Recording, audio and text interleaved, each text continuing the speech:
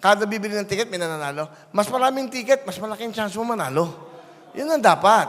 Di ba? Kasi kung bibili ka ng isa lang, isang araw lang yun, walang ka chance. Di ba?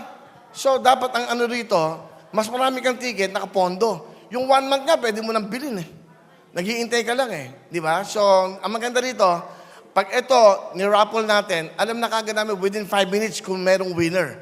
At tatawagan ko kagad siya, pagtawag, ibibigay kagad sa kanya yung 1 million niya within a week, okay?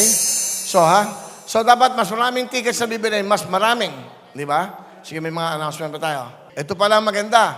Kasi hindi ko masyadong ang pwedeng mapanalunan, 1 million to 20 million cash.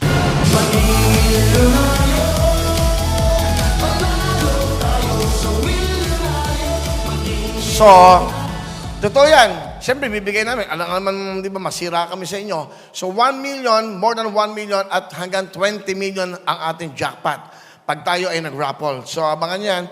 Ako sa inyo, di ba? Bumili na kayo ng ticket. Mag-register na kayo. Bumili kayo ng ticket. At the same time, this coming year. Every day to, Monday to Friday.